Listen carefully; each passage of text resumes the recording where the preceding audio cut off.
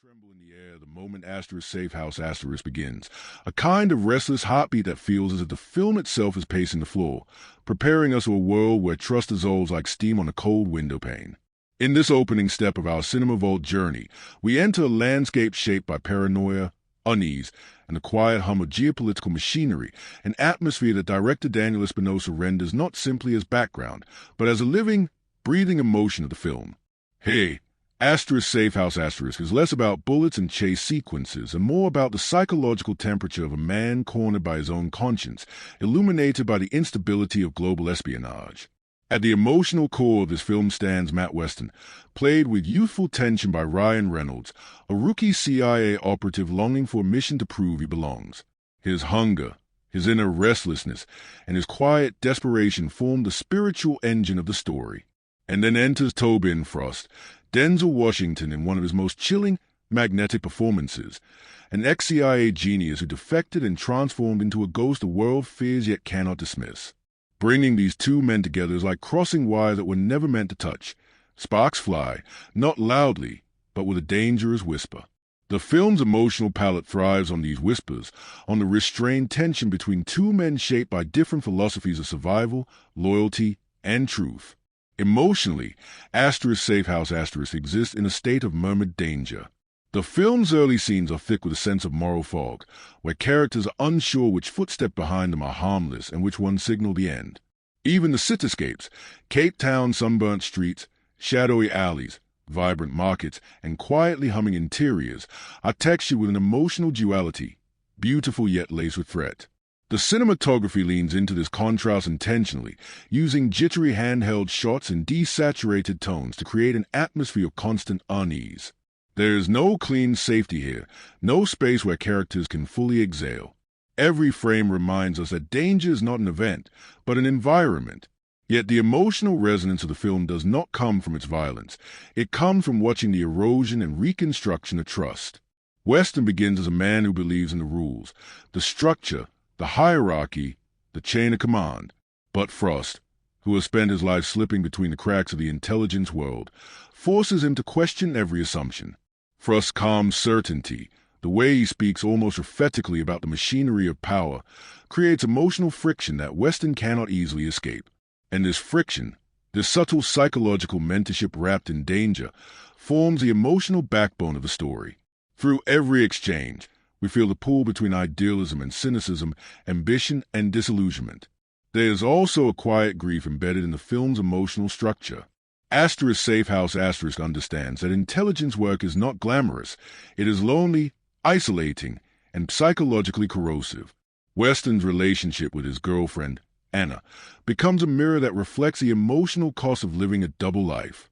He is present, yet not fully present, always shadowed by the secrets he cannot share. The film uses a dynamic not merely as a subplot, but as a thematic anchor, emphasizing that the emotional stakes extend beyond the missions, beyond the global chessboard, into the fragile spaces where human connection attempts to survive.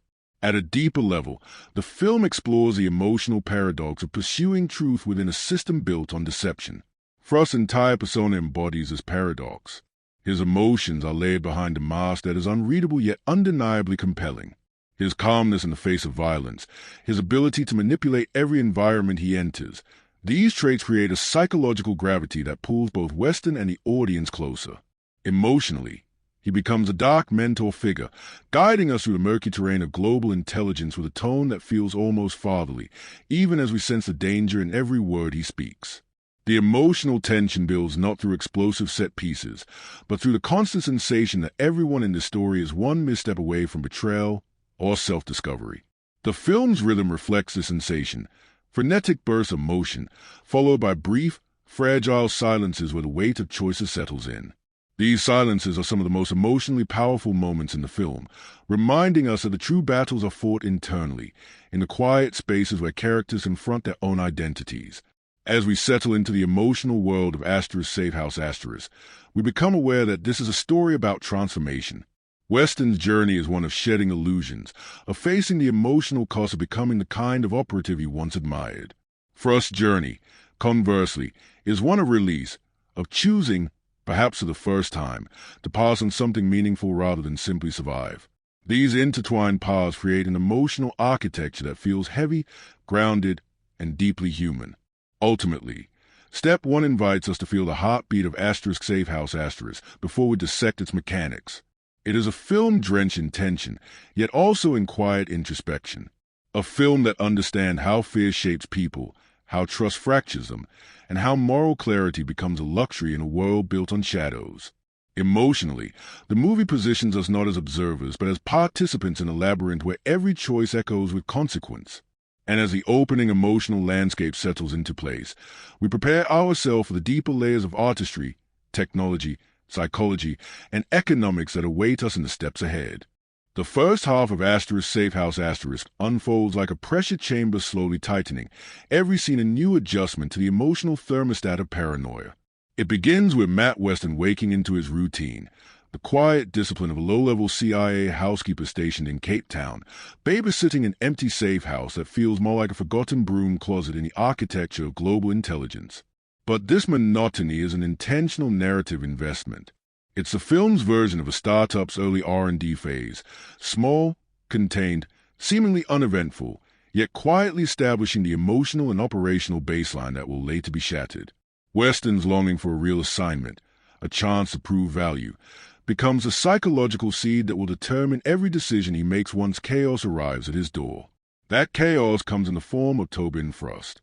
Before Frost ever sets foot in the safe house, the film takes deliberate time to craft his presence as a global event rather than a made plot beat. We see him in Johannesburg, moving with the graceful caution of someone who has lived too long in the crosshairs of the world's intelligence agencies. When he acquires a piece of sensitive intelligence, something so nuclear in its geopolitical implications that multiple nations begin hunting him instantly, the film pivots sharply from quiet to kinetic. Frost's attempt to blend into the crowd becomes a study in behavioral economics. He calculates risks in fractions of seconds, choosing routes the way a trader chooses stocks during a market crash. The tension is not simply action, it is the mathematics of survival. When Frost walks into the American consulate and surrenders, it is not an act of desperation but a strategic pivot. The moment is treated with a kind of reverent anticipation, as if the film itself has been waiting for this collision. Weston, still trapped in the inertia of his underutilized role, receives the order. The safe house is now active. This activation is a narrative equivalent of a startup receiving its first major investor. Suddenly, Weston is thrust into operational relevance. His empty, silent building is about to become a crucible, a test site for pressure, loyalty, and competence. The emotional tension spikes as heavily armed CIA teams arrive with Frost shackled, calm, and watchful. What follows is one of the film's most important narrative sequences, not because of its gunfire, but because of its structural function. The interrogation of Frost is less about extracting information and more about revealing character. Frost does not resist physically, he resists psychologically. He observes the room, the agents, their equipment, their emotional tells. His stillness is a weapon, and the film uses this moment to foreshadow his ability to destabilize the people around him simply by speaking the truth they fear. Meanwhile, Weston watches from periphery, absorbing every detail, caught between awe and unease. It is the first moment where he senses that this man is not merely a criminal but a philosopher of espionage. The safe house attack is the cinematic and emotional rupture of the first half. It arrives violently, without warning, shredding the illusion that Weston is in any kind of control. The mercenary assault is executed with tactical precision, and in film production terms, it's the first true market disruption, the moment the narrative's product is forced out of prototype stage and into the harsh reality of the field. Bullets tear through walls, agents fall quickly as they appear. The safe house, a symbol of stability, crumbles in minutes. Weston's choices become instinctual, driven by the survival anxiety that correlates with sudden leadership pressure. Frost, chained yet unnervingly calm, watches Weston with the curiosity of a professor observing a student during a crisis exam.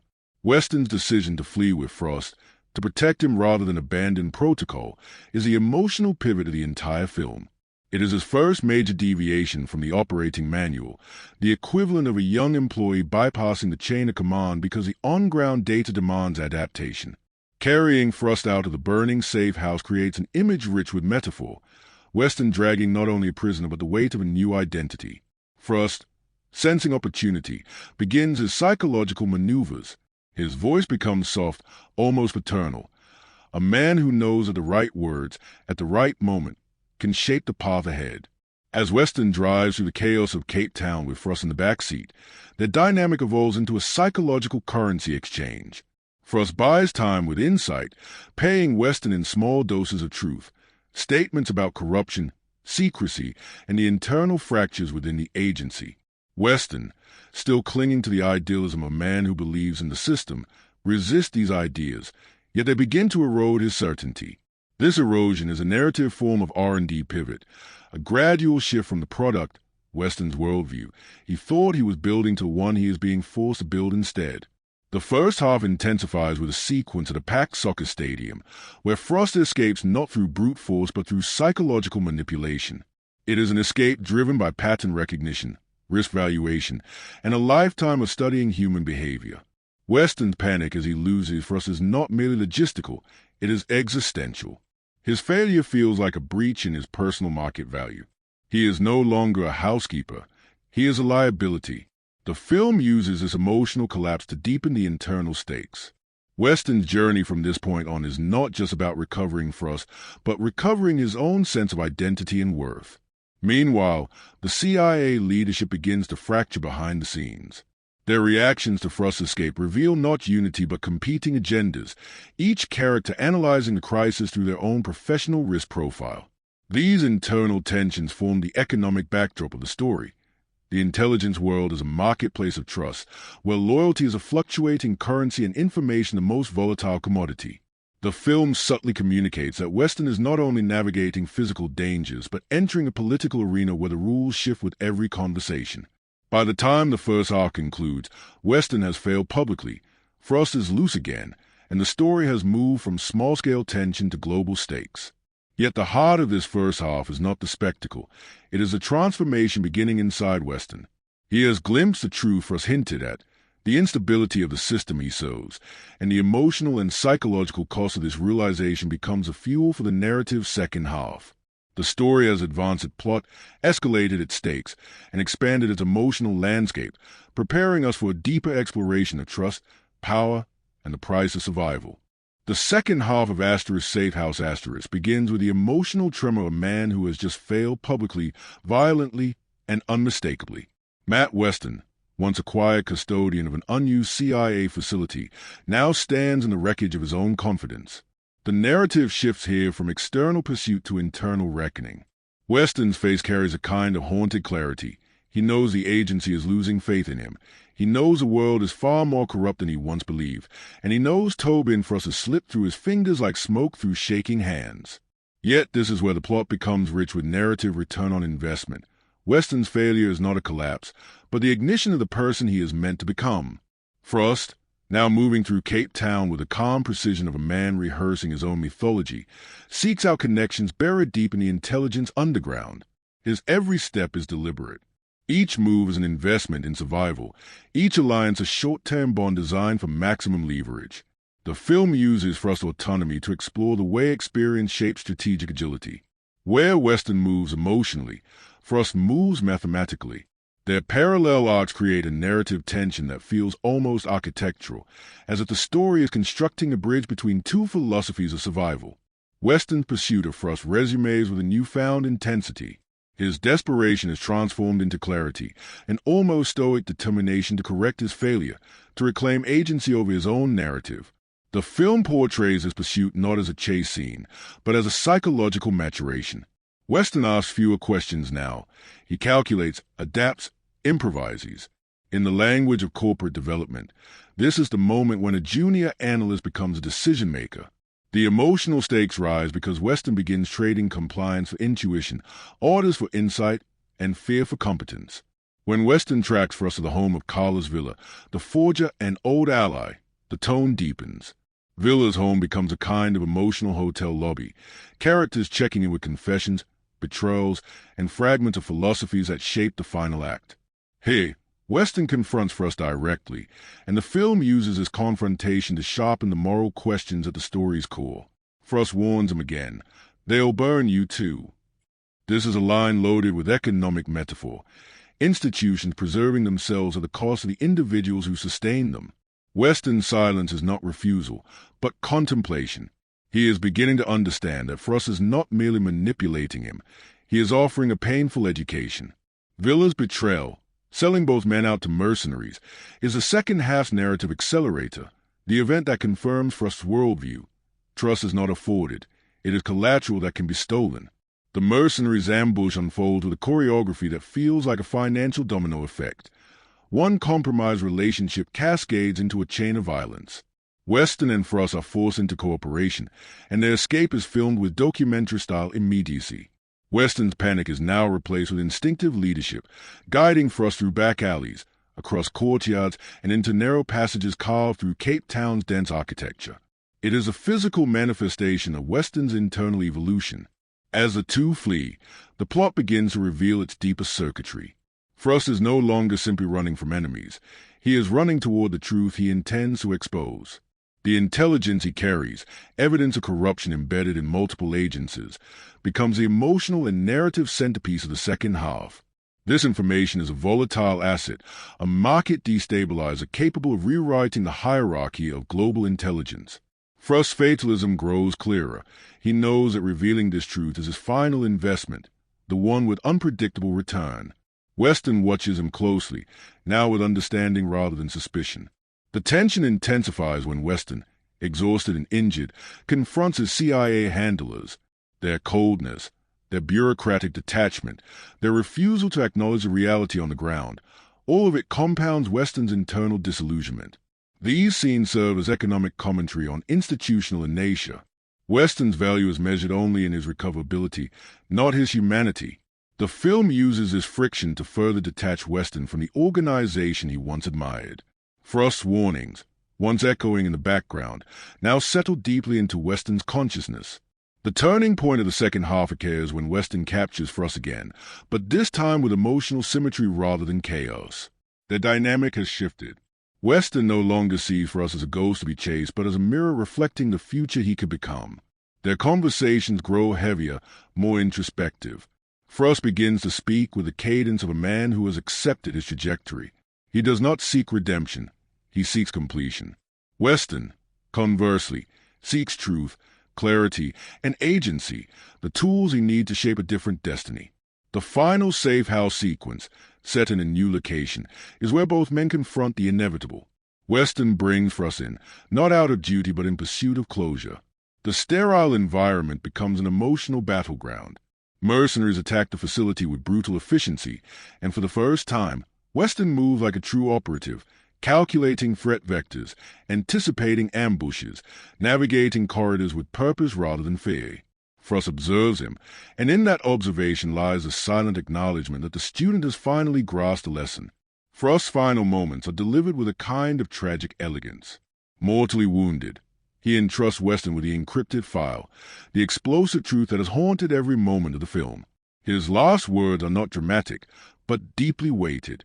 He passes a metaphorical torch, not as a mentor, but as a man who understands that his era is ending. His death is not a collapse. It is an intentional handoff, a transfer of narrative equity from one generation to the next. Weston holds a file like a person holding both burden and revelation. The conclusion of the second half, and the pivot into the film's final thematic resonance, arrives as Weston chooses to leak the classified information to the press. This is his act of rebellion, his moral investment in transparency, his refusal to perpetuate the cycle of deception. It is the moment he ceases to be a follower and becomes an architect of his own ethical framework. The film treats this decision with quiet reverence. There is no triumphant music, no overt celebration, only the calm confidence of a man who finally understands the cost of truth and chooses to pay it anyway. By the end of the second half, Safe House has elevated itself beyond its genre. It becomes a study in transformation, a narrative about two men whose intersecting paths illuminate the price of loyalty, the value of integrity, and the fragile arithmetic of trust. Weston steps into the world no longer as a housekeeper, but as a redefined operative, one shaped by fire, truth, and loss. And Frost, even in death, remains the unseen architect of that transformation.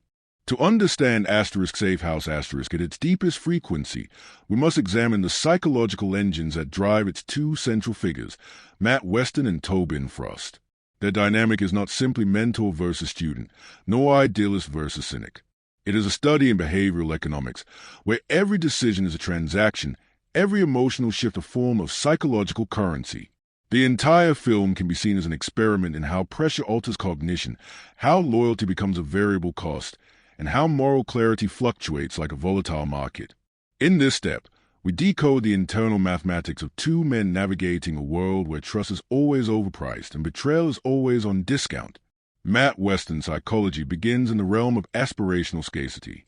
He is a man starving for opportunity, aware that his career is stagnant, aware that he occupies the lowest rung of the intelligence ladder. The scarcity mindset colors every choice he makes. When a person feels underutilized, their cognitive bias leans toward proving value, often at the cost of risk miscalculation. Weston embodies this dynamic. His desire to move up renders him vulnerable to taking on emotional debt, believing that loyalty to the agency will eventually yield dividends. In behavioral economics terms, Weston suffers from what is known as a future payoff illusion, the belief that obedience will be rewarded despite evidence to the contrary. His early conservatism is rooted in fear of professional irrelevance. He clings to routine because routine confirms identity. Yet when Frost enters his life, that identity destabilizes. Frost introduces a new psychological market system, one where survival depends on flexibility, moral skepticism, and rapid recalibration of loyalty. Weston's internal conflict emerges from the collision of two value systems: institutional loyalty, a fixed-return investment, and adaptive intelligence, a high-risk, high-reward asset. As the film progresses, Weston begins to shift from the former to the latter, not through instruction, but through lived trauma. Tobin Frost, by contrast, operates from a psychology of abundance. He knows too much, has survived too much, and therefore invests in nothing emotionally unless it yields leverage. This abundance mindset is not confidence, it is strategic detachment. Frost understands institutions as markets that consume their own employees. His cynicism is not emotional, it is analytical. He sees patterns where others see chaos. He predicts betrayal because betrayal is the cheapest commodity in his world. Frost's signature psychological trait is clarity, the kind born from years of reading human behavior with the precision of an economist analyzing market cycles. Frost's calmness under threat is not courage but optimization. Panic wastes cognitive resources. Stillness conserves them. In the interrogation scene, his silence is a strategic play. In the safe house assault, his composure is competitive advantage. He treats every interaction as an information exchange. Even the way he looks at Weston, slow, observant, probing, reveals a man who evaluates risk in people as quickly as others evaluate risk in stock portfolios. His behavior is a masterclass in emotional arbitrage, buying low, identifying vulnerabilities, and selling high, exploiting them in precise moments. The film's greatest psychological tension arises from the way Frost begins to mentor Weston without ever admitting he is doing so. Their conversations are not lessons, they are negotiations. Frost asks questions that force Weston to confront emotional costs he has ignored. Do you think they'll thank you for this? It is not cynicism, it is behavioral modeling. Frost is prompting Weston to reevaluate his loyalty using opportunity cost analysis. Every time Frost pushes a philosophical point, he is placing psychological pressure on Weston to diversify his emotional investments. The brilliance lies in how Weston resists, then absorbs, then unconsciously applies Frost's logic as the story progresses. Weston's transformation can be measured through his cognitive shifts. Early on, he prioritizes protocol over reality. But after the first safe house assault, he begins to make decisions based on live data rather than institutional doctrine. This mirrors the shift from classical economics, rigid, rules-based systems, to behavioral economics, adaptive, emotion-influenced decision-making. By the midpoint, Weston calculates threats using Frost-like pattern recognition. His fear evolves into clarity. His loyalty becomes conditional.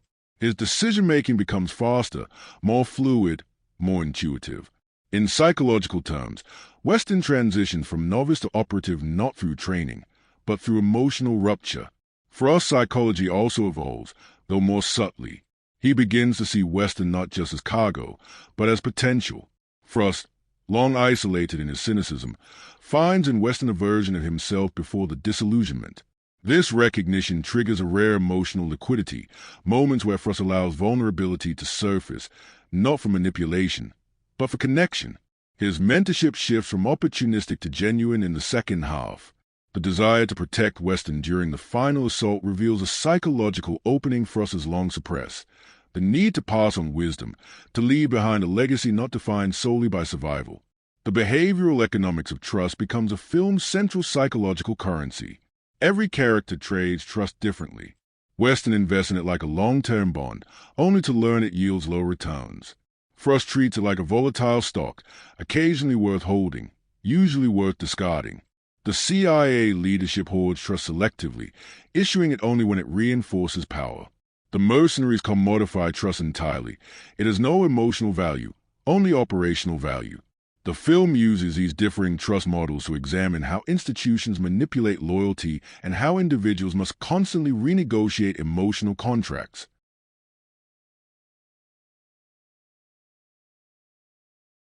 Weston's transformation can be measured through his cognitive shifts.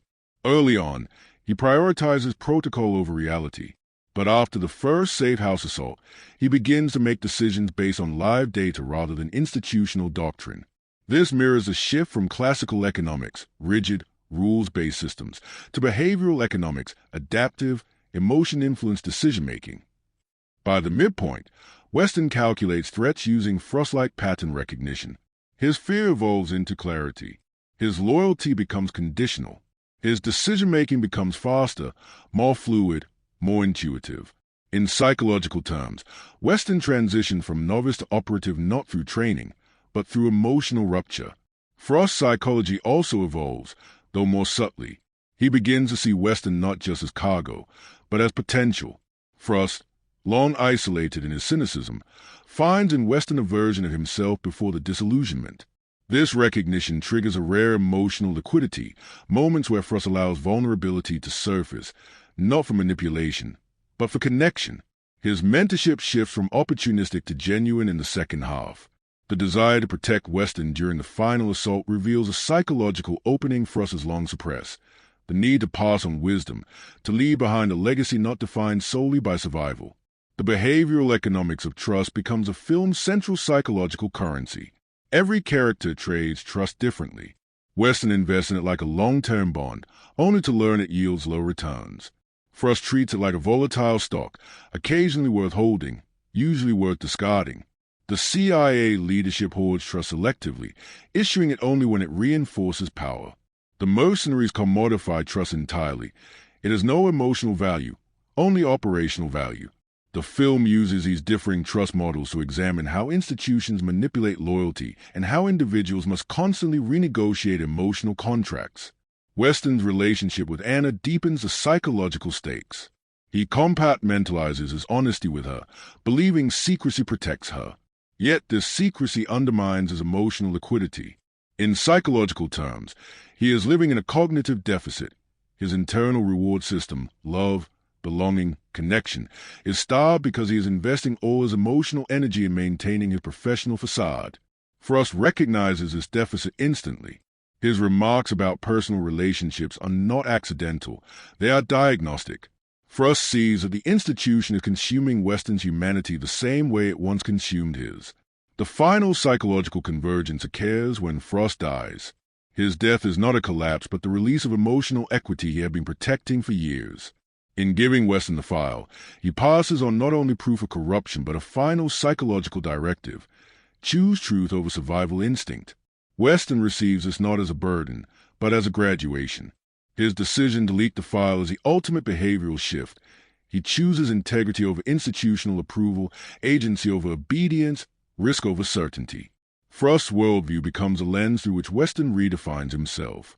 By the end of Safe House, the psychological arcs of both men intertwine into a single insight. Survival without purpose is just another form of imprisonment. Weston gains a clarity Frost once wielded. Frost regains, in his final moments, the idealism he once lost. Their journey becomes a study in emotional economics, how people value truth, loyalty, identity, and sacrifice under pressure. This interplay of psychology and decision-making is what gives Safe House its lasting resonance, turning an action film into a meditation on the cost of becoming who you are meant to be.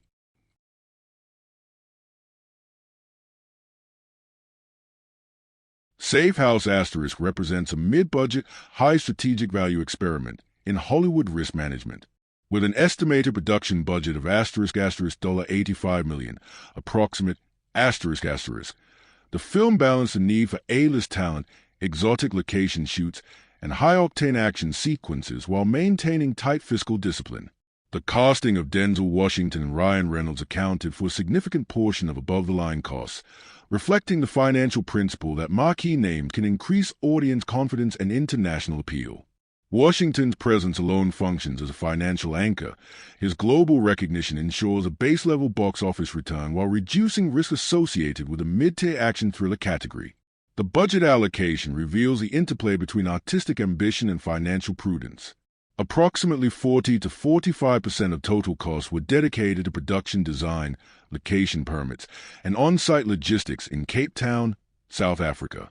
Filming in real urban environments offered both cost savings compared to studio-built sets and a visually rich backdrop that enhanced narrative credibility. Stunt coordination, vehicular sequences, and practical effects constituted another 25 to 30% of the budget, reflecting an investment in kinetic authenticity. Digital post-production, visual effects for minor gunplay enhancements, and color grading consumed roughly 10 to 15% of funds, demonstrating a careful calibration between practical and digital expenditures. Marketing expenditure, estimated at $50 million, approximate reflected a strategy that fused traditional media with emerging digital analytics. Trailers were released strategically in major U.S. and European markets, leveraging cinematic teaser campaigns and online pre-roll video placements.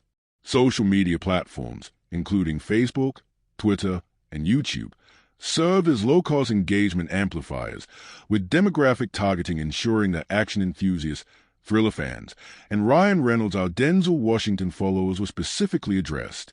Influencer campaigns further expanded reach, focusing on film bloggers and entertainment personalities whose commentary functioned as peer-reviewed endorsements. Distribution strategy was carefully aligned with projected IOI. The film released domestically in February 2012, a period considered less competitive than summer blockbuster windows but still attractive for adult audiences seeking action thrillers. Internationally, the release schedule was staggered to capitalize on market-specific holidays, optimizing global revenue. Box office returns eventually reached approximately $126 million domestic and $202 million international resulting in a worldwide total of $328 million, approximate When compared to combined production and marketing costs, $135 million. This represents a clear EBITDA profit margin, confirming the film's financial viability as a mid-budget action investment. Ancillary revenue streams further improved ROI. Home media sales, including Blu-ray, DVD, and digital rental, added approximately $35-40 million, approximate while television licensing and early streaming rights contributed another $20-25 million, approximate Collectively, these secondary channels reinforce the principle that modern action films must generate multi-tiered revenue beyond theatrical release. For Safe House the combination of strong international appeal, recognizable stars, and strategic distribution made long-tail monetization a reliable supplement to core box office performance. Brand integration and merchandise were limited but calculated. Tie-ins with tactical gear manufacturers, online digital games, and limited promotional content reinforce the espionage brand aesthetic without incurring significant production overhead. The marginal IOI from these sources was modest, yet the psychological impact of brand reinforcement, associating the Safe House universe with authenticity and realism, enhanced audience engagement and helped secure the value of future franchise opportunities. Even minor ancillary revenue streams, in this case, became tools for maintaining market presence. From a marketing efficiency perspective, the campaign CPM, cost per thousand impressions, was tightly monitored. Online ad placement leveraged geo-targeting to concentrate investment in high-yield urban centers, while social analytics guided adjustments in real time. Engagement metrics, video completion rates, click-throughs, shares, and sentiment analysis were continuously evaluated, allowing marketers to reallocate spend toward high-performing channels. This data-driven approach ensured maximum conversion of marketing dollars into ticket sales, home media engagement, and brand resonance. International market strategy exemplified financial foresight. Action thrillers with minimal dialogue-dependent exposition travel well, and Safe House was designed with this in mind. Localization included subtitled and dubbed versions, strategic poster designs tailored to regional aesthetics, and marketing narratives emphasizing suspense over local politics. Box office analysis shows that international returns outpaced domestic performance, illustrating the importance of global audience intelligence. In essence, the film's marketing budget functioned not as a fixed cost, but as a modular investment adjustable to market-specific response data. ROI also benefited from star-driven pre-sales. The involvement of Washington and Reynolds enabled early distribution agreements with international partners, securing a baseline of revenue prior to release. This guaranteed revenue buffer reduced investor risk, allowing the production team to allocate funds more aggressively toward creative priorities, such as stunts, cinematography, and immersive location shoots. Early agreements exemplify the financial strategy of hedging risk while maximizing artistic latitude. Critical reviews, while mixed to positive, played a secondary role in ROI calculation. Financially, the presence of proven action stars, combined with high-quality production and global distribution, diminished dependence on reviews for revenue success. However, reviews did influence secondary monetization. Positive assessment of performances and production quality increased home media demand, extended streaming appeal, and bolstered brand credibility. The film demonstrates that in mid-budget action, ROI is a product not solely of theatrical performance, but of coordinated marketing, distribution, and post-release monetization. In the context of production economics, Safe House exemplifies disciplined risk management. The production team allocated resources to maximize narrative authenticity, star power, and action spectacle while maintaining clear visibility on return metrics. Marketing spend was deliberately targeted, adjusted through real-time analytics, and focused on converting attention into measurable revenue. Ancillary streams were exploited strategically, ensuring long-term profitability. Every financial decision, from costing to distribution timing to international market adaptation, reflects a sophisticated understanding of production economics. Ultimately, Safe House is a model of mid-budget action film profitability. Production costs were effectively controlled, marketing campaigns were data-informed and regionally optimized, and ROI exceeded expectations, driven by strong star power, global audience appeal, and disciplined resource management. The film demonstrates that careful financial planning, combined with intelligent marketing and operational precision, can produce both artistic satisfaction and measurable profit. In this sense, Safe House is not just a narrative success, but an industrial blueprint, illustrating how finance, creativity, and operational strategy can converge to create high-value cinema. Safe House demonstrates a deliberate marriage of practical craft and technological precision, revealing how mid-budget Hollywood productions can leverage modern filmmaking tools to maximize both narrative and financial ROI. From the first frame, the film's visual and auditory architecture is a calculated investment designed to immerse the audience in a realistic, kinetic world. Director Daniel Espinosa collaborated closely with cinematographer Oliver Wood to ensure that every technological choice reinforced psychological tension, spatial awareness, and emotional engagement. The film operates not merely as storytelling, but as a technology-enabled system of perception, with each camera angle, lens selection, and audio cue functioning as a data point in the audience's cognitive map. The primary camera package relied on AI Alexa cameras paired with Cooke and Zeiss Prime lenses, chosen for their dynamic range, low-light performance, and capacity to capture both handheld chaos and cinematic precision. Handheld sequences dominate the first half, particularly during the Safe House assault, providing visceral immediacy. The choice of handheld optics was deliberate. It mirrors Western's disorientation, creating emotional alignment between viewer and protagonist. In contrast, stabilized long lenses and crane setup for reserve for thrust movements, emphasizing his calculated, composed nature. This juxtaposition of camera motion is a subtle but effective technological strategy for encoding psychology into visual grammar. Lighting innovation also contributes to the film's immersive texture. Practical lighting fixtures, overhead lamps, fluorescent tubes, streetlights, were used extensively to shape mood while controlling costs. Supplementary LED panels with adjustable color temperature allowed for precise control in interior sequences, giving cinematographers the ability to create high-contrast shadows that heighten suspense without requiring elaborate rigs. In exterior sequences, natural sunlight was augmented with mobile HMI units to maintain continuity and avoid the expensive logistics of reshoots. The careful interplay of natural and artificial light is an example of technology as a cost-saving mechanism that enhances narrative fidelity, maximizing visual ROI per lighting unit deployed. Color grading was performed in **Da Vinci Resolve **, where a desaturated, slightly cold palette was applied to underscore urban tension and moral ambiguity.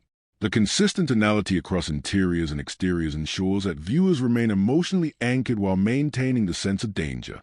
Scenes featuring thrust employs subtly warmer midtones, suggesting controlled confidence, while Western-centric frames trend toward blue-gray desaturation, communicating insecurity and isolation. This color science decision, while invisible to most viewers, is a psychological multiplier.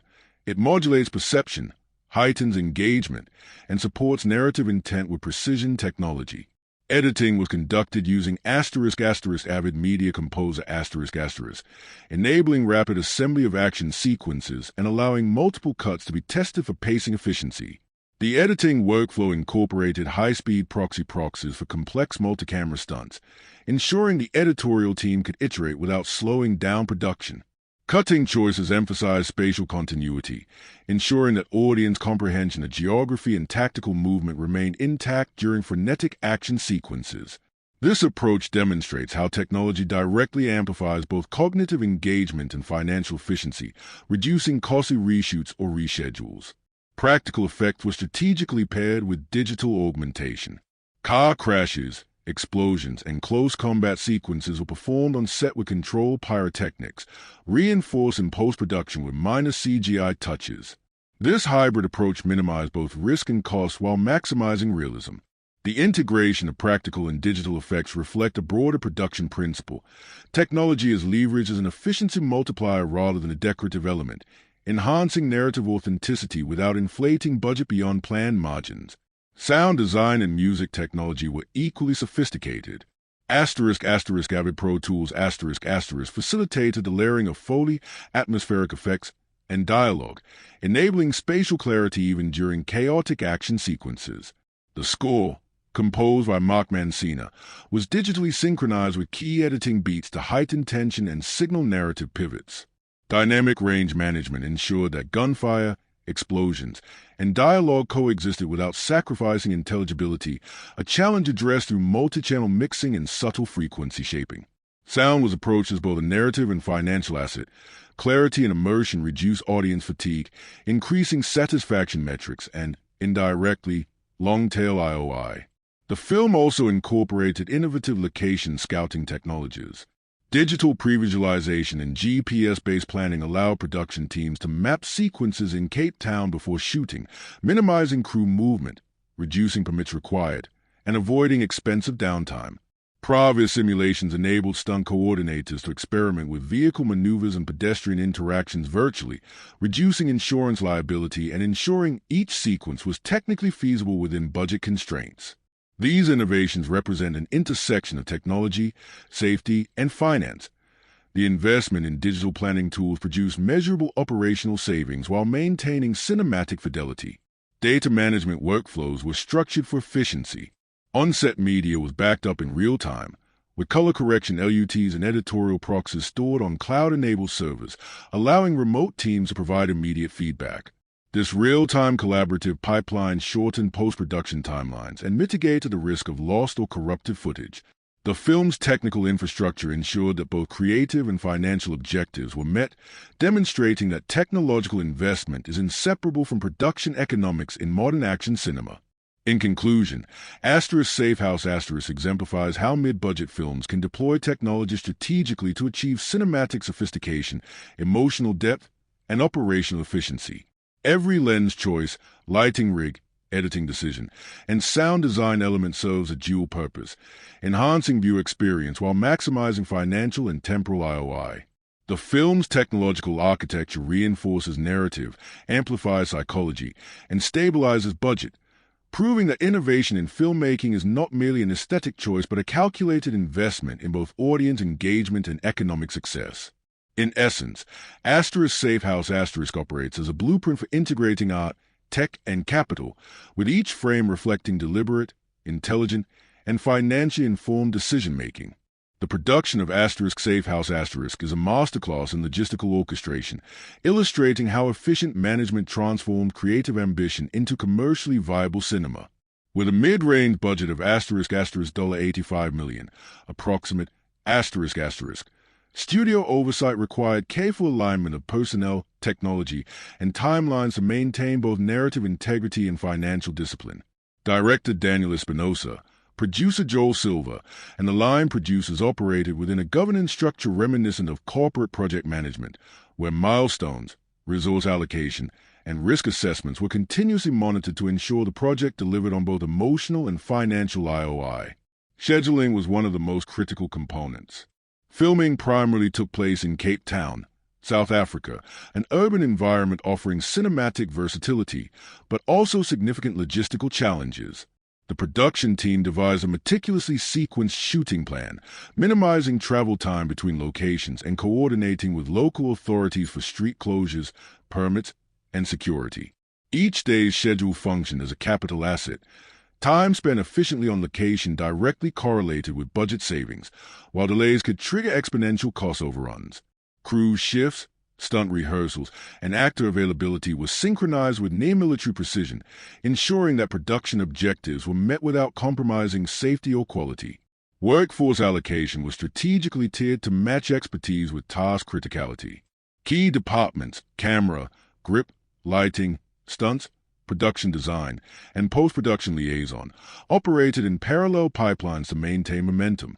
Stunt coordinators, who oversaw high-risk sequences, had the dual responsibility of preserving safety and ensuring that each scene met narrative and visual standards. This required cross-department communication protocols, daily briefings, and contingency planning akin to corporate risk management systems. By prioritizing high-risk sequences early in the shooting schedule, the production effectively minimized insurance liability and protected its investment in expensive talent and equipment. Leadership hierarchy mirrored organizational economics. Director Espinosa made strategic creative decisions while balancing input from producers, department heads, and key stakeholders. Line producers translated creative goals into operational steps, allocating budget and resources to achieve maximum efficiency. This hierarchy ensured that authority was distributed according to expertise and accountability, allowing swift decision-making without undermining narrative cohesion. Each chain of command functioned like a supply chain, where information flow and rapid execution prevented bottlenecks and safeguarded ROI. Time management was treated as a tangible form of capital. Action sequences, such as a safe house assault, required precise choreography involving multiple camera teams, pyrotechnics, stunt actors, and extras. Any misalignment risked reshoots, which in turn would multiply production costs. Pre-visualization technology, rehearsal schedules, and storyboard-driven timing allowed the production to execute these sequences with minimal iterations. This approach demonstrates a principle that in high-stakes filmmaking, time literally equates to money, and disciplined time management is integral to preserving both narrative quality and financial viability. Location economics played a central role in studio decision-making. Cape Town was selected not only for its cinematic versatility but also for cost-effectiveness compared to U.S. urban centers. Local crews, tax incentives, and favorable permit structures created a financial landscape where high-quality production could be achieved at a fraction of domestic costs. This required sophisticated integration between local production coordinators and studio executives, ensuring compliance with contractual obligations and optimizing financial incentives without compromising creative standards. Studio economics and on-the-ground logistics worked in tandem to transform a foreign location into a predictable, controllable production environment. Resource management extended to equipment and technology allocation. Cameras, lenses, lighting rigs, and editing suites were deployed based on production criticality and sequence-specific requirements. Redundancy systems were established for key equipment to mitigate the risk of downtime, while mobile rigs facilitated rapid transitions between scenes. Stunt vehicles, pyrotechnic materials, and special effects props were inventoried and scheduled to maximize utilization without overspending. The operational discipline illustrates the principle that studio economics is not simply a post-production concern, but a live function integrated into every shooting day. Risk assessment and contingency planning were continuous. The production team maintained detailed risk logs for stunts, location safety, weather variability, and talent scheduling. Insurance coverage was calibrated not just for legal compliance but for optimized cost-benefit impact, ensuring that premiums were commensurate with potential exposure. This approach underscores how operational risk management in filmmaking functions similarly to corporate governance. It protects capital while enabling strategic creative choices. Contingency planning was also applied to narrative adjustments, allowing improvisation without derailing the overall production budget. Post-production workflows were managed as an extension of on-set operations. Editing, color grading, visual effects, and sound mixing were scheduled in parallel to shooting, reducing bottlenecks and allowing iterative review. Digital asset management systems facilitated secure, real-time access to directors, producers, and stakeholders, maintaining quality control while avoiding expensive delays. Studio economics extended into post-production because timely delivery affects distribution schedules, marketing campaigns, and revenue realization, critical factors in overall IOI. Studio economics also dictated distribution strategy alignment. Release timing, screen allocation, and promotional support were synchronized with international markets to maximize profitability. The mid-budget action thriller category relies heavily on predictability and audience response, and careful scheduling ensured that the film competed effectively without cannibalizing other studio properties. Marketing spend was integrated into the production budget from the outset, aligning production scale with audience targeting to avoid both over and underinvestment. Overall, Safe House demonstrates how disciplined production management transforms creative ambition into measurable economic success. From location strategy and crew scheduling to risk management and resource optimization, the film exemplifies the fusion of operational rigor with cinematic innovation. Every decision, whether about lens choice, stunt timing, or camera movement, was informed by both artistic vision and economic consideration. The result is production that maintained narrative fidelity, technical sophistication, and profitability, a true model of studio economics and production management in modern mid-budget action cinema. Safe House is primarily an action thriller, but its commitment to authenticity extends beyond choreography and cinematography into historical and operational verisimilitude. While the narrative is fictional, the film demonstrates a careful consideration of the mechanics of intelligence work, urban geography, and procedural realism. This attention to accuracy is an intentional production choice. Authenticity enhances emotional engagement, elevates suspension of disbelief, and contributes to the film's credibility in both domestic and international markets, thereby indirectly affecting IOI. From a historical standpoint, the portrayal of CIA safe houses and operational protocols aligns closely with publicly documented intelligence practices. Safe houses, as temporary operational facilities, are designed for security, surveillance, and temporary containment. Safe House leverage this reality, depicting the infrastructure with realistic surveillance systems, lockdown mechanisms, and internal communications. Production designers consulted with security experts to ensure that the layout, entry protocols, and equipment placement reflected plausible operational standards, reducing the risk of unrealistic representation that could undermine both narrative credibility and audience immersion. The depiction of Cape Town's urban environment also demonstrates a commitment to factual integrity. Streets, traffic patterns, and public infrastructure were carefully mapped and integrated into the narrative. On-location shooting enabled the filmmakers to present realistic geography rather than fabricated studio sets, giving the audience a sense of spatial continuity that mirrors the city's actual layout. This realism is not purely aesthetic. It supports the suspense and tactical logic of chase sequences. Urban geography becomes a character in itself, influencing decision-making, risk assessment, and the outcomes of confrontations, mirroring the way physical environment shapes real-world operations. In terms of scientific accuracy, the film respects principles of ballistics, vehicular dynamics, and explosive physics, even within the heightened demands of cinematic spectacle. Gunfire trajectories, firearm handling, and tactical movements were choreographed with consultation from weapons experts. Car chases and crash sequences employed physics-based calculations to ensure that momentum, collision impact, and vehicle behavior remain believable. While the sequences are heightened for cinematic effect, the underlying adherence to scientific principles enhances audience trust and sustains tension, critical for emotional IOI in an action thriller. The safe house assault, a central set piece, illustrates a synthesis of operational realism and cinematic interpretation. Door breaches, defensive maneuvers, and entry point security reflect documented procedures in tactical training manuals. Pyrotechnics and staged gunfire were designed to emulate real-world outcomes, with careful calibration of blast radius, lighting, and recoil physics. By blending real-world expertise with cinematic timing, the filmmakers achieved sequences that feel immediate and credible, enhancing immersion without compromising safety or budget. Character behavior also adheres to psychological realism grounded in behavioral science. Matt Weston's hesitancy, error patterns, and stress responses mirror observed cognitive responses under high-pressure conditions. Tobin Frost's calculated detachment reflects decision-making patterns consistent with professional operatives trained to evaluate risk, optimize outcomes, and maintain composure.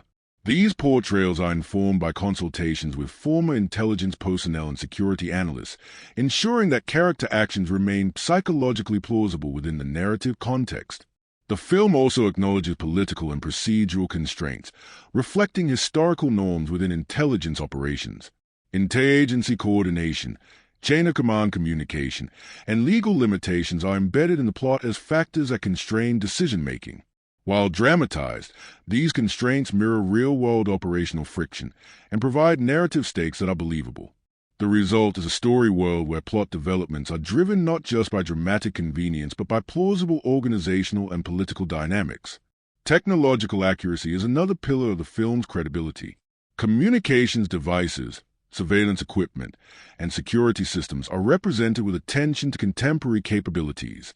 Cell phone tracking, encrypted messaging, and biometric monitoring are integrated into the narrative in a way that respects both real-world functionality and cinematic clarity. Special effects teams and technical consultants collaborated to ensure that digital tools depicted on screen would behave realistically, maintaining suspension of disbelief while supporting narrative objectives. Although Safe House is set in contemporary early 2010s, attention to historical plausibility extends to geopolitical context. References to international intelligence operations, covert logistics, and cross-border criminal activity are constructed to echo real-world concerns without relying on specific classified information. This approach balances tension, relevance, and realism, giving viewers a sense that the stakes of espionage are genuine, without compromising operational confidentiality or accuracy. Environmental and urban realism also contribute to the audience's perception of authenticity. Scenes shot during daylight and nighttime maintain lighting and weather consistency, while crowd interactions are staged to reflect realistic pedestrian and vehicle density. These details reinforce a perception that characters operate in a tangible, comprehensible space, which in turn heightens both suspense and emotional investment. Every visual and environmental choice was informed by a combination of scouting reports, historical observation, and data-driven planning. The production's commitment to research extended to minor technical details as well. Weapons storage, evidence handling, and building layouts were cross-referenced with manuals, historical records, and intelligence consultants to ensure plausibility. Even dialogue referencing operational procedures or protocol was crafted to reflect credible vernacular within the intelligence community. These layers of detail, while subtle, cumulatively enhance believability and contribute to narrative credibility, which is critical in securing audience engagement and maximizing revenue potential. Overall, Safe House demonstrates that historical and scientific accuracy is not ancillary but central to the film's emotional and financial success. By aligning character behavior, environmental detail, technological functionality, and operational protocol with real-world plausibility, the filmmakers created a narrative that is both immersive and credible. This careful integration of fact, science, and cinematic interpretation strengthens suspense, supports psychological engagement, and ultimately contributes to the film's enduring appeal, both domestically and internationally. In Safe House cinematography operates as more than visual storytelling. It functions as a system of emotional and cognitive engineering, translating narrative tension into measurable perception. Director Daniel Espinosa and cinematographer Oliver were designed a visual architecture that mirrors the film's psychological and financial stakes. Every camera movement, lens choice, lighting setup, and frame composition was selected to maximize audience engagement, reinforce character psychology, and enhance the narrative's immersive impact, effectively turning cinematography into a tool for both storytelling and return on investment. The camera approach was deliberately dualistic, reflecting the contrasting mental states of the protagonists. Matte Western sequences favor handheld, slightly unstable framing to evoke his uncertainty and inexperience. This choice aligns with psychological principles. The human eye perceives motion instability as heightened tension, subconsciously increasing viewer engagement and emotional investment. In contrast, Tobin Frost is filmed using stabilized long lenses and deliberate tracking shots, creating a sense of control and anticipation. The visual juxtaposition of chaos versus composure underlines narrative contrast and enriches the cinematic language while providing measurable value in terms of audience retention and emotional IOI. Lens selection was critical in shaping narrative perception. The production utilized Cooke and Zeiss primes for their optical fidelity, shallow depth of field control, and color rendering. Wide-angle lenses were used during interior safe house sequences to emphasize spatial disorientation, allowing the audience to perceive both threat and refuge within the same frame. Telephoto lenses, in outdoor tracking sequences, compressed distance and created a sense of voyeuristic observation, heightening suspense. Each lens choice was a calculated investment, balancing technical cost, operational efficiency, and psychological impact. Lighting design was a central pillar of visual engineering. Practical light sources, including fluorescents, desk lamps, and street lights, were enhanced with portable LED panels to achieve consistent exposure while maintaining a cinematic aesthetic. The desaturated color palette, dominated by blues and grays for Western and warmer midtones for Frost, was calibrated in Da Vinci Resolve to maintain emotional continuity across sequences. Dynamic contrast ratios were manipulated to ensure that key subjects remained visible under tactical lighting conditions, increasing viewer comprehension during complex action sequences while enhancing dramatic intensity. Composition was guided by geometric principles and psychological perception. The use of leading lines, vanishing points, and layered foreground-background structures direct the viewer's gaze while reinforcing narrative intent. For example, doorways, corridors, and alleyways are frequently framed as linear conduits, creating visual tension by suggesting both entrapment and possibility. This approach aligns with established visual cognition research. The human brain interprets converging lines and spatial depth cues as indicators of danger or movement, enhancing suspense without relying solely on dialogue or sound. Motion dynamics were integrated with narrative pacing.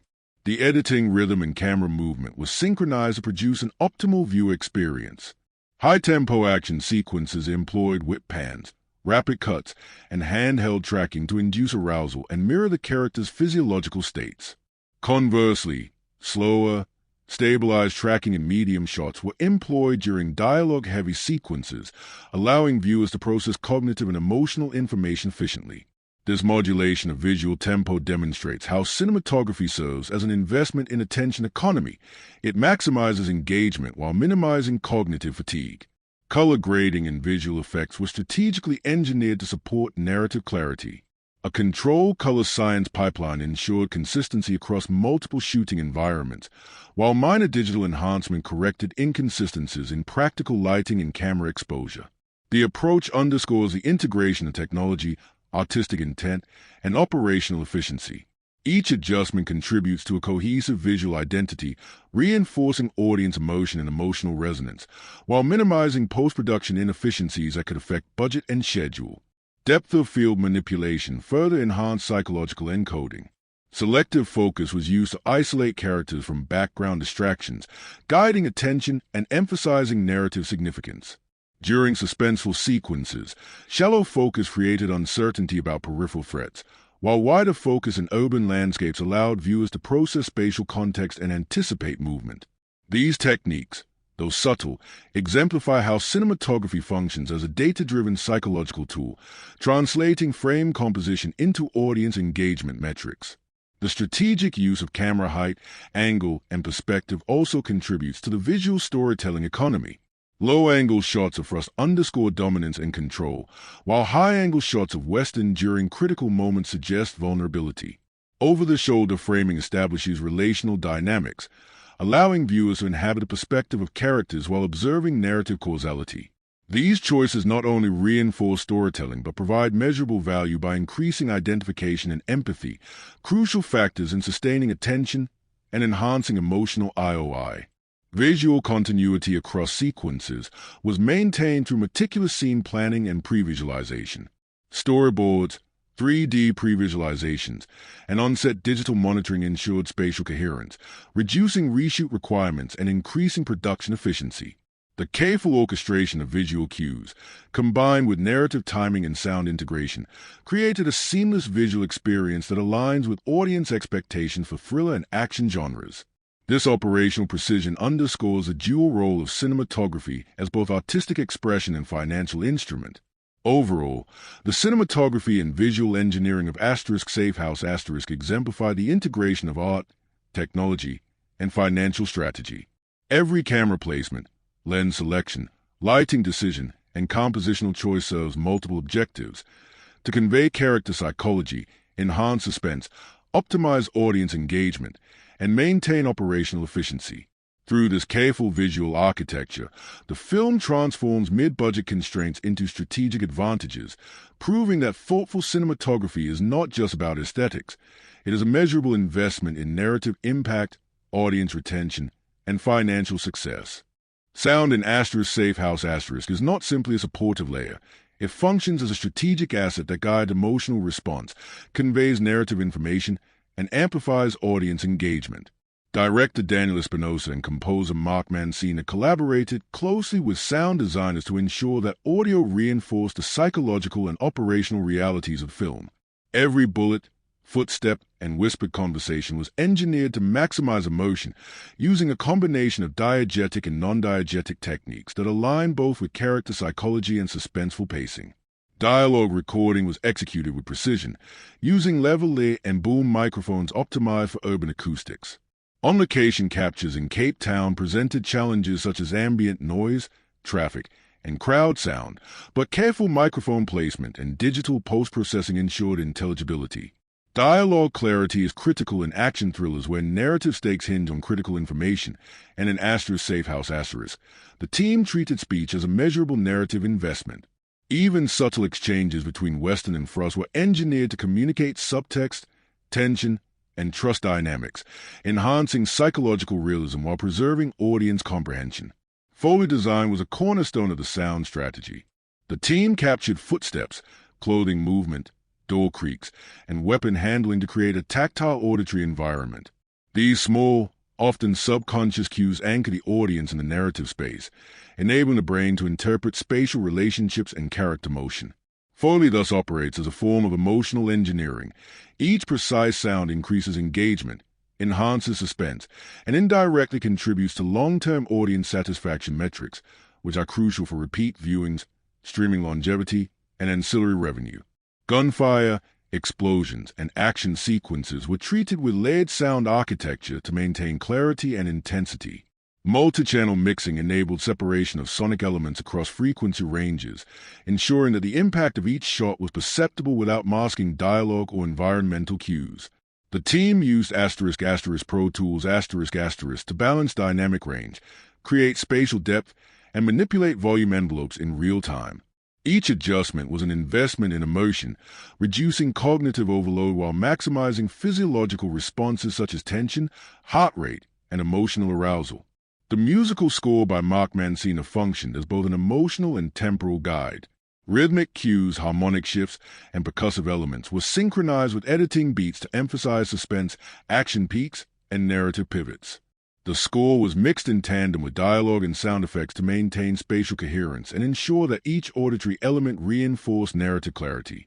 Mancina's integration of electronic textures with orchestral motifs exemplifies how music can encode narrative tone, character psychology, and dramatic pacing, increasing perceived value of every scene without inflating production costs excessively. Spatial audio design was particularly notable in chase sequences and interior safe house confrontations. Stereo and surround panning were used to guide attention, simulate movement, and replicate environmental acoustics. This technique allows viewers to feel movement, anticipate threats, and perceive distance, effectively turning sound into a cognitive tool for suspense management. The psychological principle at work is known as auditory cueing. The brain relies on spatial audio to predict motion, which heightens tension and deepens emotional investment. Silence, or the careful modulation of absence of sound, was equally strategic. The filmmakers deliberately reduced ambient sound during critical moments of suspense, forcing audiences to focus on character reactions, subtle environmental cues, and micro-movements. Silence functions as an emotional high-leverage instrument. It creates contrast, sharpens attention, and magnifies the impact of subsequent sonic events, effectively increasing narrative IOI per auditory investment. The interplay between sound and silence in *Safe House* is a deliberate, data-informed strategy to sustain suspense and maintain physiological engagement. Sound layering extended to urban ambience. Street noise, distant traffic, local wildlife, and environmental reverberation were digitally recorded, layered, and spatially distributed to create an authentic Cape Town soundscape. These layers were calibrated to avoid masking key audio elements while reinforcing the believability of the setting. Audience immersion in urban sound enhances suspense and heightens narrative clarity, demonstrating that environmental sound is a measurable contributor to overall production efficacy and audience satisfaction. Dialogue modulation, particularly during clandestine conversations between Weston and Frost, was engineered to encode subtext. Low-level reverb, slight EQ adjustments, and directional panning emphasize the intimacy and tension of interactions. Such sound design choices not only enhance psychological realism but function as narrative investment. Every auditory nuance communicates trust, hesitation, or aggression, enriching emotional comprehension and reducing reliance on expository dialogue. During climactic action sequences, the synchronization of visual and auditory elements achieve what could be described as sonic precision storytelling. Explosions, gunfire, and environmental effects were timed to visual cues, producing a combined sensory effect that maximizes perceived intensity. This integration required precise timing, iterative editing, and sound mixing intelligence, ensuring that audience engagement is sustained through both cognitive and physiological pathways. Sound is effectively a form of invisible capital, enhancing tension and emotion while amplifying perceived narrative value. Overall, the sound design and music production in *Safe House* exemplify a meticulous balance between emotional impact, operational efficiency, and financial pragmatism. Every sonic choice, from Foley to score, from silence to layered environmental effects, serves multiple objectives: to reinforce character psychology, guide audience perception, and heighten narrative immersion. By treating sound as a strategic investment rather than a supplementary layer, the filmmakers achieved a cinematic experience that is both psychologically compelling and financially optimized, proving that audio architecture is as critical to ROI as casting or visual effects. Safe House * presents a textbook case in data-driven marketing strategy, illustrating how a mid-budget action thriller can leverage analytics to maximize audience reach, engagement, and ROI. From the outset, the studio treated marketing as a dynamic, measurable system rather than a static expenditure. Trailers, social campaigns, influencer endorsements, and demographic targeting were orchestrated to optimize both initial box office performance and long-tail revenue. Every marketing touchpoint was designed to generate measurable emotional and behavioral response, making audience analytics a central pillar of the film's financial strategy. The trailer campaign exemplifies precision targeting. Two primary trailers were released, a domestic version highlighting star power and narrative stakes, and an international version emphasizing action set pieces and urban tension. Early engagement metrics were analyzed through YouTube click-through rates, completion percentages, and audience retention data. These insights allowed the marketing team to fine-tune content, adjust trailer length, and emphasize sequences that elicited maximum emotional response. The approach mirrors predictive modeling in finance. Data is collected, analyzed, and deployed to improve ROI efficiency. Social media platforms were employed as both amplification and testing instruments. Paid campaigns on Facebook, Twitter, and Instagram were geo-targeted to high-value markets such as North America, Western Europe, and Southeast Asia. Organic engagement metrics, including shares, likes, comments, and sentiment scores, were monitored in real time. These analytics informed subsequent messaging, allowing marketers to emphasize star-driven appeal, suspense elements, or tactical realism depending on audience segment response. Social data effectively became a feedback loop, enabling adaptive strategy execution that directly correlated with box office performance. Influencer engagement played a complementary role. Key entertainment bloggers, YouTube commentators, and genre-focused reviewers were provided with early screeners, promotional content, and interview access. Their endorsements functioned as peer-reviewed amplification, particularly among target demographics aged 18 to 45 who consume media primarily through digital channels. The conversion of these impressions into measurable pre-sale tickets and early theater attendance demonstrates how micro-targeting and influencer strategies serve as measurable levers in audience ROI calculations. Demographic segmentation was central to campaign design. Data analysis highlighted subgroups with high engagement potential: action thriller fans, followers of Denzel Washington and Reynolds, and international viewers attracted to urban espionage narratives. Marketing spend was distributed proportionally to these high-yield segments, ensuring that cost per thousand impressions, CPM, was optimized. For example, younger male demographics were targeted with high-energy trailers and stunt-focused teasers, while older audiences received narrative-driven content emphasizing moral complexity and psychological tension.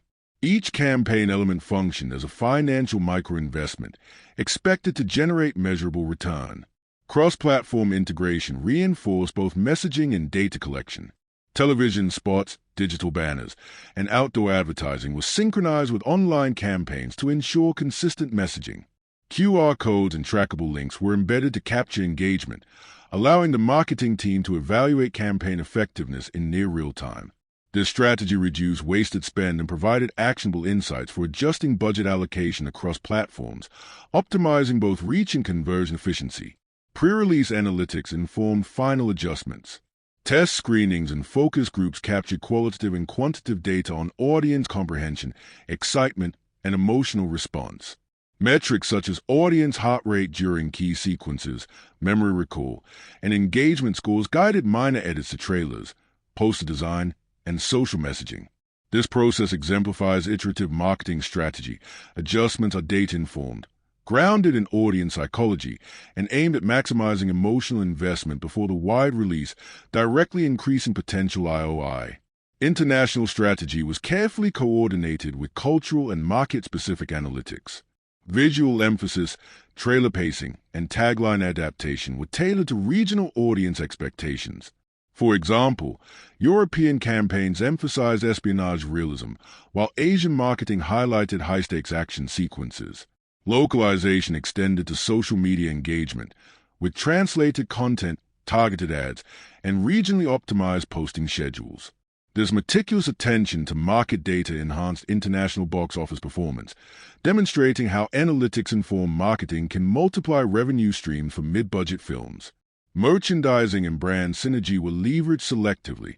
Tactical gear manufacturers, online gaming tie-ins, and promotional collaborations were integrated to reinforce the espionage brand identity without inflating costs.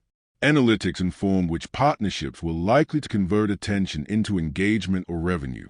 Even limited, targeted brand integrations acted as a multiplier for audience perception, contributing indirectly to the film's long-term monetization through credibility and fan base growth. Post-release monitoring ensured sustained optimization. Daily box office tracking, social sentiment analysis, and streaming demand metrics informed secondary marketing pushes. Adjustments included additional digital ads, refreshed social content, and interactive fan campaigns. By maintaining an adaptive post-release strategy, the marketing team extended the effective life of campaigns, increased home media engagement, and strengthened streaming performance. Data-driven insight thus not only guided pre-release strategy but ensured that financial and emotional ROI continued to compound long after theatrical release. The marketing strategy of Safe House underscores a holistic philosophy: creative content, star power, social amplification, demographic targeting, and analytics are inseparable components of financial success. Every marketing dollar was measured against audience response, engagement metrics, and projected revenue outcomes. By merging psychological insight, operational discipline, and data analytics, the campaign exemplified how mid-budget films can achieve high efficiency and measurable ROI. In essence, marketing in Safe House was both an art and a science, engineered to amplify narrative, optimize attention, and convert engagement into profit. Safe House arrived in 2012 as a mid-budget action thriller with clear commercial objectives, but its reception demonstrates the interplay between critical appraisal, audience perception, and long-term financial and cultural value. Critics were generally mixed to positive, praising Denzel Washington's commanding performance, Ryan Reynolds' evolving action persona, and the film's kinetic visual style. The precision of its cinematography, authentic urban settings, and suspenseful editing were noted as professional hallmarks. From an industry standpoint, critical reception functions as both a credibility signal and a market influencer, impacting secondary revenue streams such as home media sales, streaming demand, and international licensing. Rotten Tomatoes aggregated a score in the *60-65% range, approximate **, reflecting generally favorable reviews tempered by criticism of narrative predictability and conventional action tropes. Metacritic provided a score around *59-61, approximate **, indicating a balanced critical consensus. While not a critical breakthrough, these metrics were sufficient to reinforce audience confidence in a mid-budget action film, validating studio investment and maintaining perceived brand integrity. Analysts often note that for films in this budget tier, strong star power combined with competent craftsmanship outweighs critical acclaim in driving ROI. Audience reception was notably positive, with CinemaScore ratings at **B+, approximate **, and robust post-theater engagement. The film's suspenseful pacing, credible espionage realism, and character interplay created strong word-of-mouth marketing. This audience endorsement functioned as a multiplier for theatrical and ancillary revenue.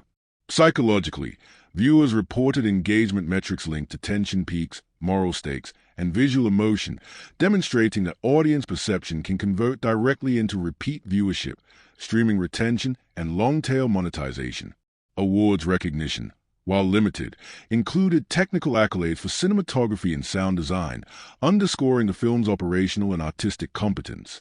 Although Safe House did not dominate mainstream award circuits, these acknowledgments reinforce its credibility within industry circles, which has indirect ROI implications. Technical recognition can increase licensing value, encourage streaming platform acquisition, and enhance brand equity for production studios and talent involved. Even minor accolades function as market signals, contributing to long-term economic valuation. International reception played a critical role in shaping the film's legacy. The film grossed approximately $202 million internationally, approximate surpassing domestic earnings and illustrating the importance of global market strategy. Regional critical responses highlighted the authenticity of urban settings, intensity of action sequences, and clear moral stakes, indicating that attention to environmental realism and operational plausibility enhances both local credibility and revenue potential. Legacy, in this sense, is partially constructed through international performance and audience perception alignment. Home media and streaming performance further solidified the film's long-term value. Blu-ray and DVD sales contributed an estimated $35-40 million, approximate while early digital streaming licensing added $20-25 million, approximate These channels demonstrate the compounding effect of narrative and technical execution. Audience trust in visual fidelity, suspense, and character psychology encourages repeated consumption across platforms. In modern studio economics, these metrics are as critical as box office performance, influencing sequel potential, franchise discussions, and syndication planning. Cultural capital, though subtle, is embedded in the film portrayal of espionage and moral ambiguity. Tobin Frost's moral calculus, contrasted with Western's evolving sense of responsibility, provides enduring thematic resonance. Psychological and behavioral realism in character portrayal strengthens a film's educational and analytical value, appealing to audiences interested in intelligence operations, ethical dilemmas, and tactical decision-making. This intellectual engagement enhances brand perception, expanding the market beyond traditional action audiences. Long-term revenue projections benefit from both brand credibility and content durability. Streaming platforms often favor films that maintain consistent viewer engagement and positive sentiment. Safe House its operational precision, believable set design, and suspenseful narrative ensure ongoing relevance, increasing potential syndication and platform licensing fees. Legacy forecasting in studio finance considers these factors. Technical competence, audience retention, and psychological investment predict the cumulative monetization potential over time, illustrating the importance of durable content beyond immediate theatrical IOI. In educational and training contexts, Safe House has value as a case study in tactical realism, operational coordination, and crisis management. Its attention to procedural plausibility, urban geography, and strategic decision-making allows it to be used as an analytical reference for security studies or intelligence simulations. This type of institutional recognition contributes to long-term brand value, positioning the film as not only entertainment but a cultural and educational asset, which can influence licensing, curated screenings, and ancillary partnerships. The integration of production technology, cinematography, sound, and marketing demonstrates a holistic approach to value creation. Critical reception, while moderate, did not impede the film's profitability or long-term relevance because each technical and creative choice amplified emotional engagement, operational credibility, and audience satisfaction. Awards and recognition, even in niche categories, enhance perceived value, supporting secondary monetization and reinforcing brand equity for both talent and studio. Ultimately, Safe House exemplifies how mid-budget films can secure a lasting financial and cultural legacy without dominating award cycles. By aligning production accuracy, technological sophistication, audience engagement, and marketing strategy, the film created measurable returns and durable audience trust. Its balanced critical reception, strong international performance, and ancillary revenue streams illustrate the principle that operational excellence and audience-centric design often outweigh headline critical acclaim in determining long-term value in studio economics. In the urban labyrinth of Safe House where danger lurks behind every shuttered door and every whispered command, we witness a film that harmonizes the forces of art, technology, and capital with deliberate intelligence. The narrative tension, anchored by Denzel Washington's controlled gravitas and Ryan Reynolds' evolving action persona, demonstrates that storytelling is not merely a creative endeavor but a sophisticated orchestration of human psychology, operational logistics, and financial strategy. Every element, visual, auditory, kinetic, is engineered to serve multiple purposes: to evoke emotion, to guide perception, and to protect or maximize investment. Art in Safe House is both narrative and visual. Cinematography translates suspense into geometrical precision, using handheld immediacy, long lens compression, and color grading to encode character psychology into every frame. Editing rhythm transforms raw action into cognitive and emotional pacing, guiding viewers through a series of calculated highs and reflective moments. Production design, meanwhile, leverage real-world geography and architectural realism to situate characters within believable spaces, merging aesthetic authenticity with narrative utility. The film proved that art and operational efficiency are not mutually exclusive. Instead, they coalesce to produce measurable engagement and retention, metrics critical to both creative and financial success. Technology functions as the backbone of both storytelling and operational efficacy. ARRI Alexa cameras, Cook lenses, Avid editing, Da Vinci Resolve color pipelines, and Pro Tools sound architecture form a lattice that support creative experimentation while minimizing financial risk. Digital pre-visualization, real-time data management, and sound design optimization exemplify how hardware and software act as strategic multipliers, transforming potential chaos into coherent cinematic experience. The integration of technology enables filmmakers to maintain narrative fidelity while controlling cost, time, and risk, a lesson in how innovation in production can serve both artistic and economic imperatives. Capital, in turn, is intelligently deployed across every phase of production. Budget allocation reflected careful prioritization of high-impact elements. Star salaries were balanced against action set-piece costs.